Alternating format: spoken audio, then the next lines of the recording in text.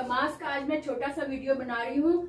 समास शब्द जो है वो जोड़ने का कार्य करता है, यानी दो शब्दों को जोड़ता है। संधि में दो अक्षर जोड़े जाते हैं, दो शब्द होते हैं उसमें भी, लेकिन दोनों शब्दों के एक एक अक्षर को जोड़ा जाता है। संधि में वर्णों को जोड़ा जाता है, यानी स्वरों को जोड़ा जाता है। संधि में स्वरों को जोड़ा जाता है या फिर व्यंजनों को जोड़ा जाता है, एक इकाई वाले वर्णों को। लेकिन यहाँ पर समास में दो शब्दों को जोड़ा जाता है। दो शब्द, बीच में से उनके जो भी चिन्ह होते हैं उनको हटाकर दो शब्दों को जोड़ा जाता है, फिर उसका अर्थ समझा जाता है। तो यहाँ पर दो शब्दों को जोड़ा गया है। किस तरह से समास दो शब्दों को जोड़ा जाता है। अब जैसे यहाँ पर एक द्वंद्व समास का मैं बहुत ही यूनिक आपको आइडिया दे रही हूँ कि इसको पहचानना कैसे है। यहाँ देखो, ये द्वंद्व समास लिखा हुआ है। द्वंद्व समास को इस तरह से समझो कि ये एक तराजू है। तराजू आपने देखा ना, सेंटर से एक पिन होती है और दोनों तरफ पलड़े होते हैं।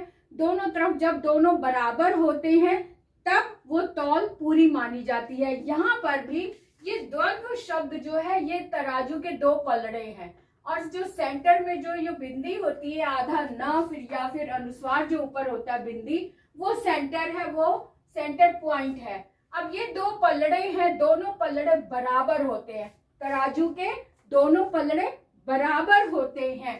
ये द और द देखो, लिखने में भी आधा द और व, आधा द और व दोनों बराबर हैं। अब इसके उदाहरण देखो, जैसे कि माता और पिता। माता पिता दोनों पलड़े बराबर है एक परिवार के, तो जो सेंटर में दो रखा, यानी कि दोनों पलड़े बराबर का मतलब है दोनों का महत्व बराबर है, इक्वल होता है। जहां पर दोनों का महत्व इक्वल होता है और दोनों आमने सामने होते हैं या एक दूसरे के विलोम होते हैं, उन्हें द्वंद्व समास कहते हैं। और अगर इसको पलड़े को देखना है तो साथ में आप ये भी देख सकते हैं कि क्रिकेट का मैदान भी तराजू की तरह होता है। एक तरफ एक पार्टी, दूसरी तरफ दूसरी, लेकिन बराबर होते हैं। एक तरफ अगर एक खिलाड़ी है तो दूसरी तरफ भी एक खिलाड़ी होगा। एक तरफ 11 है तो ये दूसरी तरफ भी 11 खिलाड़ी होंगे, यानी दोनों टीम बराबर का काम करती हैं।